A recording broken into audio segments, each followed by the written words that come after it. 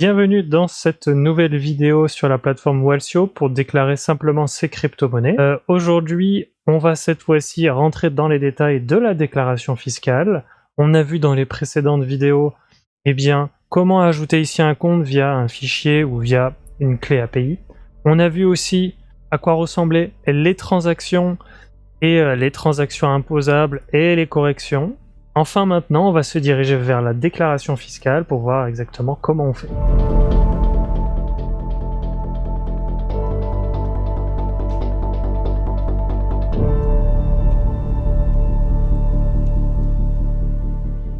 Donc on se trouve maintenant dans l'onglet déclaration fiscale, c'est là où la plateforme Walsio va générer du coup son rapport fiscal de l'année qui précède du coup votre déclaration. Donc en gros là, une fois qu'on a ajouté nos comptes, une fois qu'on a vérifié nos transactions, on va commencer à pouvoir générer notre déclaration fiscale. Quand on va générer notre rapport fiscal, on va avoir accès à plusieurs fichiers et plusieurs données aussi. Tout d'abord, sur cette page, du coup, on va pouvoir voir le gain sur l'année fiscale, c'est-à-dire c'est donc ma plus-value, celle sur laquelle va compter du coup mon imposition. Et à droite, on va pouvoir voir le montant du coup d'imposition lié à ce gain. Et comme on l'a vu dans la précédente vidéo, tout va dépendre de votre mode de déclaration. Si je sélectionne montant d'imposition, on m'indique ici du coup les deux modes qui existent actuellement pour pouvoir déclarer ces crypto-monnaies. On peut voir le mode flat tax à 30% et le mode impôt sur le revenu. Donc le mode flat tax à 30%, c'est le premier mode d'imposition sur les crypto-monnaies qui a été mis en place. C'est-à-dire qu'en fait, à partir du moment où vous faites une plus-value, imaginons que vous faites 100 € de plus-value, vous aurez donc 30% appliqué à ces 100 € directement, et donc vous devrez 30 € aux impôts. Maintenant, le second mode de déclaration, c'est impôt sur le revenu. Et celui-ci a été ajouté, comme on peut le voir, depuis 2023, et permet de s'affranchir et d'être exonéré d'imposition suivant combien vous gagnez finalement par an. C'est-à-dire que sur votre impôt sur le revenu, vous allez avoir des fourchettes dans lesquelles vous allez pouvoir déterminer si vous avez gagné peut-être 10 000 € ou de 10 000 à 20 000 €, vous serez imposable. Ou bien, si vous n'êtes pas imposable et que par exemple vous avez fait 500 € de gain et que ces 500 € de gain ne vont pas vous faire dépasser la fourchette sur votre impôt sur le revenu, alors ce sera mieux pour vous, ce sera plus privilégié pour vous en tout cas, de choisir l'impôt sur le revenu. Comme cela, vous serez exonéré parce que ça sera comptabilisé à l'intérieur de votre impôt sur le revenu. Alors que si vous déclarez la même chose, mais cette fois-ci en flat tax, vous aurez 30% qui sera appliqué sur votre plus-value. Donc une fois qu'on a choisi notre mode d'imposition, on va pouvoir regarder certaines données, on peut voir combien on a comptes crypto ajoutés. Ici, on a plus de 64 comptes, donc du coup, il prend en compte des plateformes centralisées, tout comme des plateformes décentralisées, tout comme aussi les blockchains. Les transactions sur l'année, les transactions imposables aussi sur l'année, la résidence fiscale, et enfin, comme je le disais tout à l'heure, une fois qu'on va générer ce rapport, vous allez avoir accès à plusieurs documents. Vous allez avoir accès au certificat fiscal, au résumé, à la fiche de stock, au grand livre, et au formulaire 2086. Et tous ces documents vont être intéressants parce que du coup, c'est là que vous allez pouvoir voir déjà s'il n'y a pas eu des erreurs, des bugs, des jetons qui n'étaient pas les bons, etc. Parce que vous allez avoir une vue assez précise de ce qui se passe. Et on va voir ça tout de suite. Donc vous allez avoir accès au document le certificat fiscal. Là, dans ce cas précis, c'était un exemple de 2019 où, lorsque j'ai généré du coup un rapport fiscal, on m'a fourni ce document. Ce document, du coup, a pour objet, de présenter un calcul du montant imposable des plus-values de cession et des opérations de réception réalisées actifs numériques par utilisateur au cours de l'année 2019. Voilà.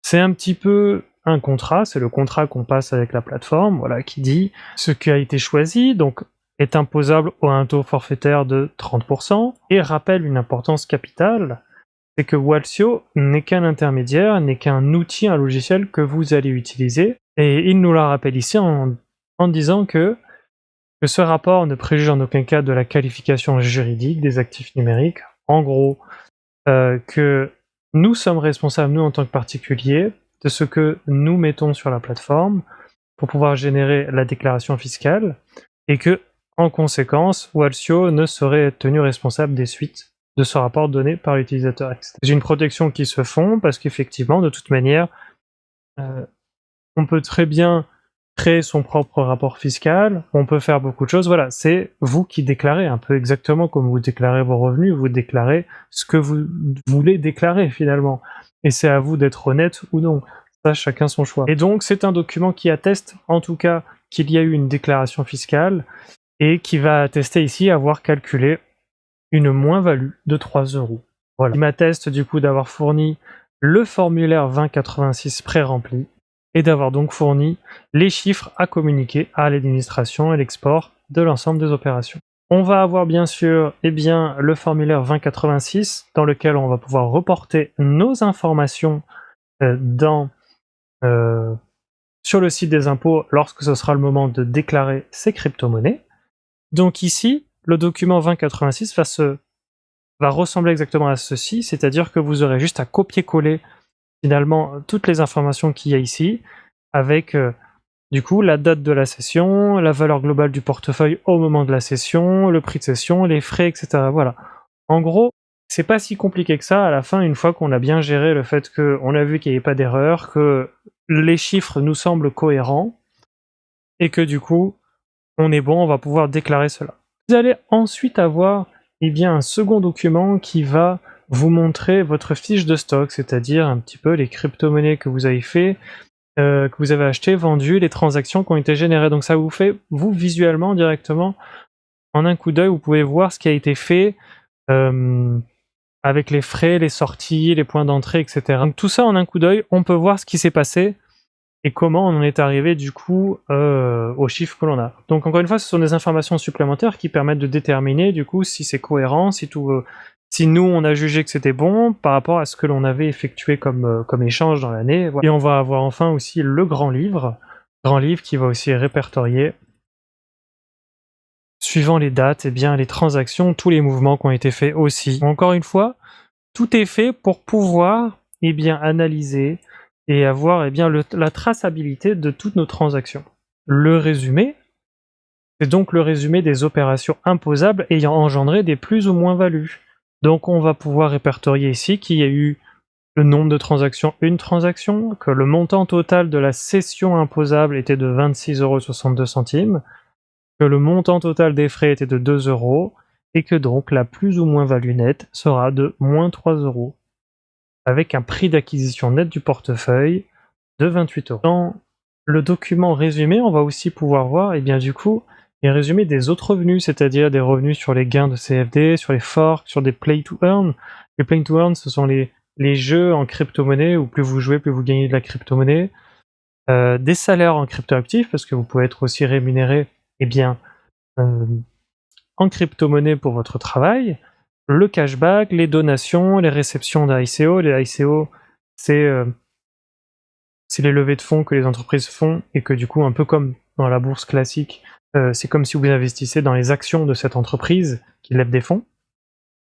Les masternodes et stacking, donc c'est dans d'autres moyens pour pouvoir générer des intérêts, des revenus qui sont composés, des revenus passifs. Le mining, donc ça c'est le fait de générer soi-même des crypto-monnaies avec soit votre ordinateur, soit des cartes graphiques, en tout cas des machines spécifiques pour pouvoir fabriquer et créer de la crypto-monnaie. Des airdrops, ça c'est le moment où vous avez peut-être participé à des plateformes ou des protocoles sur la finance décentralisée, comme Uniswap par exemple, qui, le fait d'avoir simplement interagi avec la plateforme, pour récompenser leurs utilisateurs, leur avait donné gratuitement des crypto-monnaies. On peut voir aussi du coup le résumé des emprunts, des donations envoyées, des hacks et des pertes encore une fois. Enfin, dans le document résumé, on va pouvoir voir aussi où se trouvent les anomalies. C'est-à-dire que là, on va avoir une liste de nos crypto-actifs, voilà, les différentes crypto-monnaies qui ont été utilisées, qui ont transité suivant les plateformes. Ça peut être aussi des crypto-monnaies qui sont des scams, voilà, qui sont des arnaques. Mais on peut voir par exemple ici, voilà, pour la crypto-monnaie Anchor, on peut voir qu'on est à moins 3338 en quantité de cette crypto-monnaie, qui était d'une valeur de 9 centimes, et qu'on est à moins 296 € en termes de valeur de stock. Ce qui veut dire qu'on en a moins 296 €.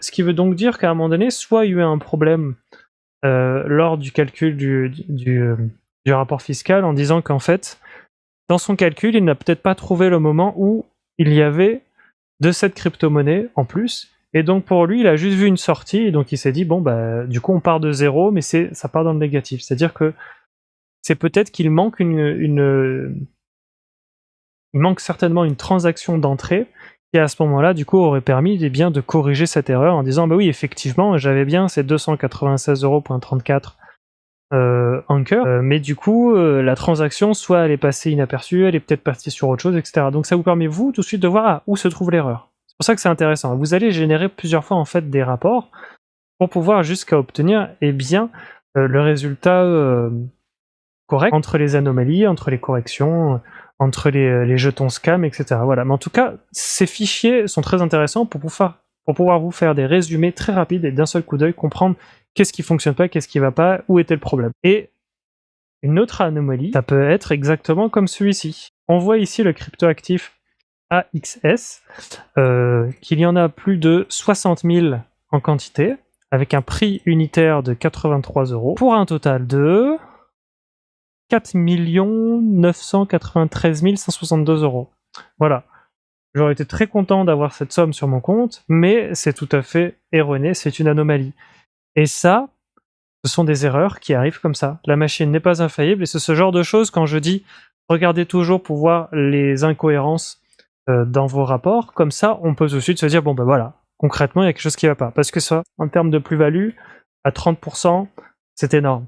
Donc il faut corriger ça, et il faut voir du coup d'où ça peut provenir, etc. Voilà pourquoi c'est super intéressant que Walsio fournit tous ces documents pour pouvoir d'un seul coup d'œil se dire voilà, c'était ça, ok d'accord c'est ça, donc je vais chercher du coup la transaction qui était étrange, donc je vais aller chercher dans le grand livre ou dans le livre des stocks, etc.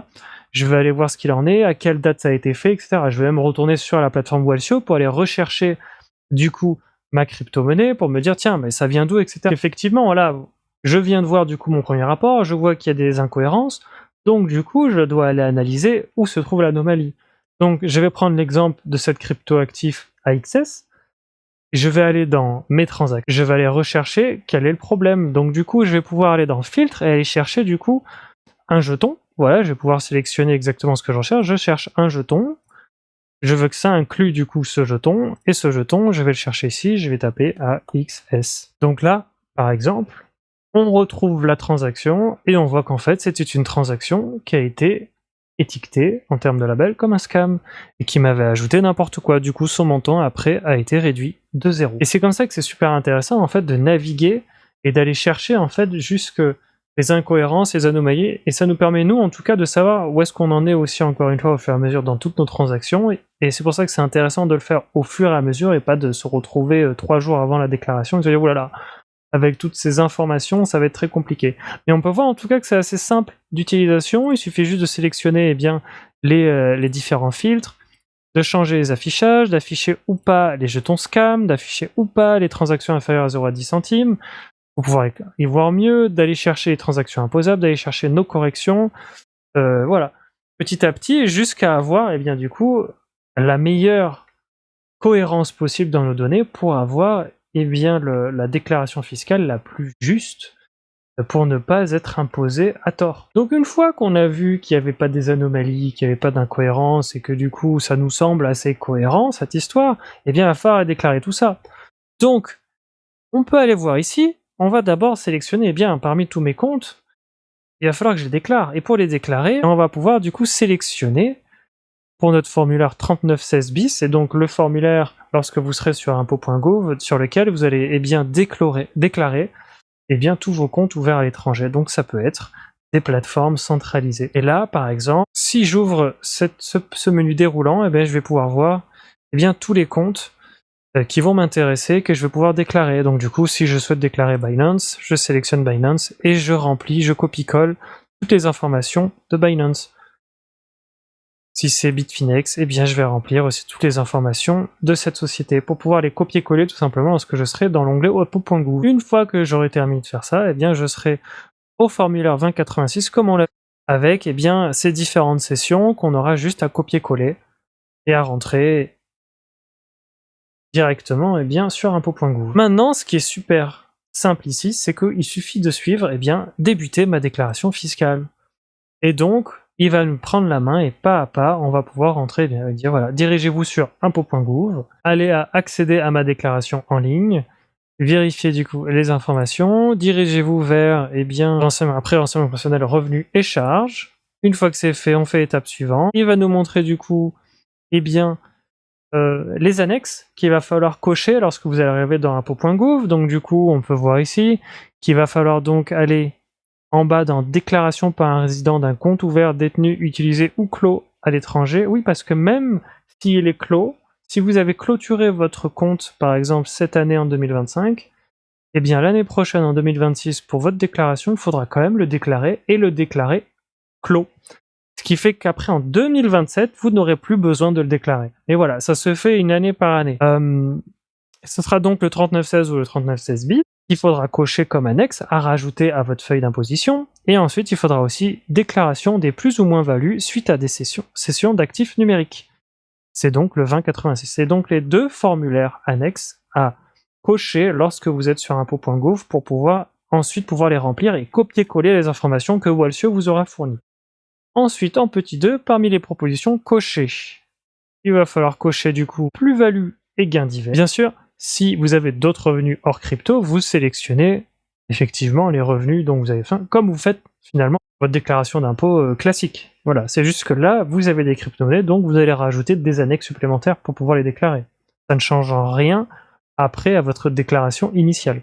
Donc une fois que vous êtes dans l'onglet 2086, il faudra remplir du coup les informations qui auraient indiqué. Donc là, comme je n'ai pas fait de rapport fiscal, il m'indique remplissez 0 dans la partie etc.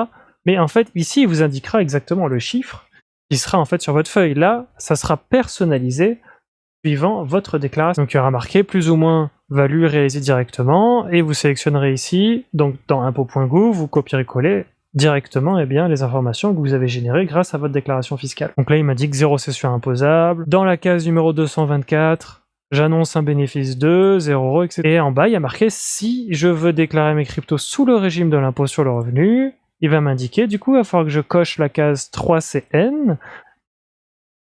Option pour l'imposition au barème de vos plus-values de cession d'actifs numériques. Voilà. Et c'est aussi simple que ça. Et si vous avez une question, il suffit de cliquer sur le petit i pour voir les informations supplémentaires. Et on continue comme ça, les étapes suivantes, déclarer vos gains passifs, donc du coup, suivant, encore une fois, la personnalisation de ma déclaration fiscale, combien je devrais mettre ici, dans quelle case ici je choisis, est-ce que c'est la case 5KU, 5JG, etc. Voilà.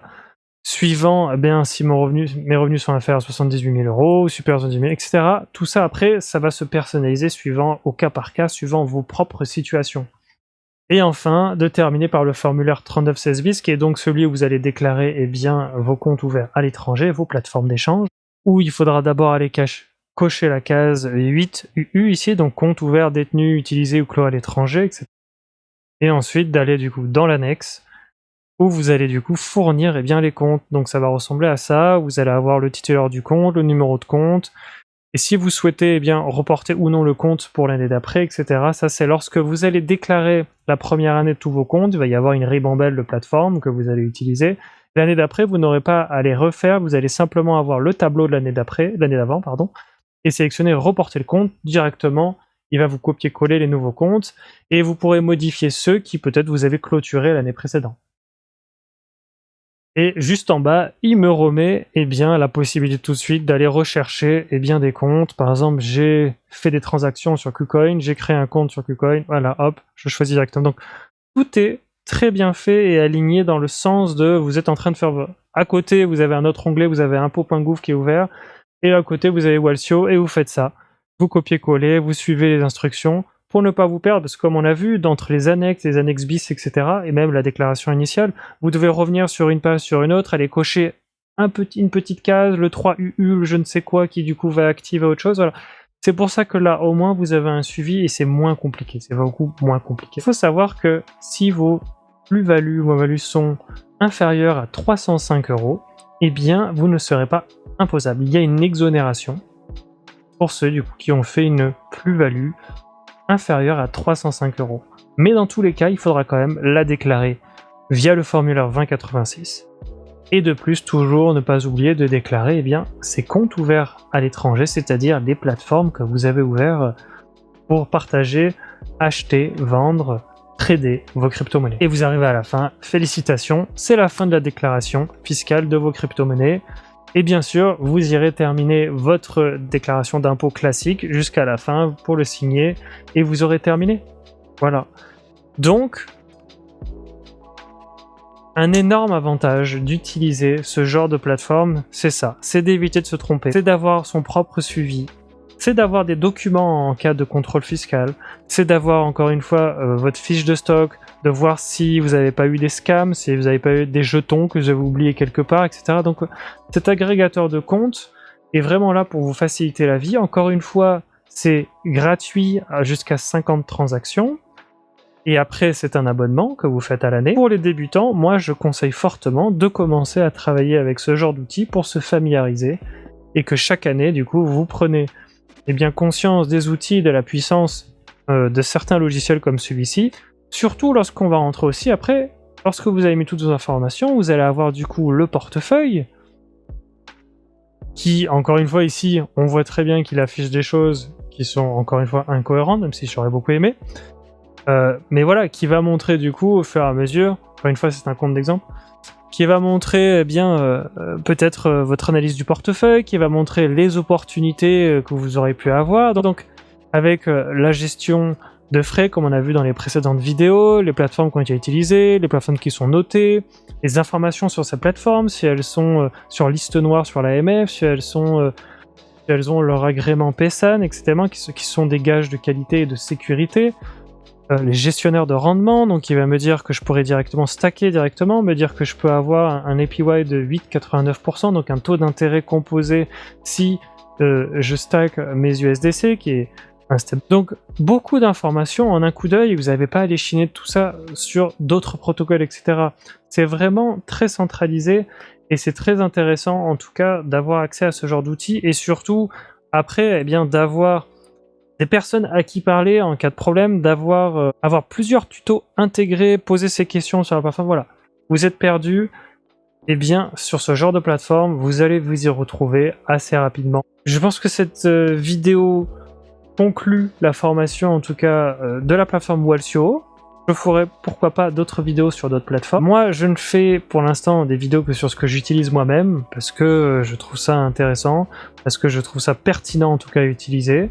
Ce n'est pas une vidéo promotionnelle, c'est simplement que je vous montre encore une fois des outils qui sont utiles pour moi, qui m'ont été utiles et qui me le sont toujours, pour pouvoir déclarer mes crypto-monnaies, pour pouvoir gérer mon patrimoine, mon budget, peu importe, en crypto-monnaie, et vous permettre à vous en tout cas de commencer à l'utiliser, d'en apprendre plus, et d'avoir le contrôle en tout cas sur tous vos investissements en crypto-monnaie et de ne pas vous retrouver plus tard en vous disant mon Dieu qu'est-ce que j'ai fait, j'ai oublié ça, etc. Combien je m'étais transféré, etc. Donc sur ce, n'hésitez pas à me dire en commentaire quoi vous voulez que je travaille la prochaine fois, sur quelle autre plateforme qui vous intéresserait, d'autres questions peut-être beaucoup plus spécifiques sur la déclaration ou autre chose. Vous pouvez m'envoyer un message soit sur TikTok, soit en commentaire sur YouTube, j'y répondrai le plus vite possible. Et si vous le souhaitez soutenir la chaîne, n'hésitez pas aussi à passer par le lien d'affiliation que vous trouverez en description de cette vidéo. Et grâce à cela, vous soutenez la chaîne. En tout cas, merci beaucoup pour votre soutien. Et d'ici la prochaine vidéo, portez-vous bien.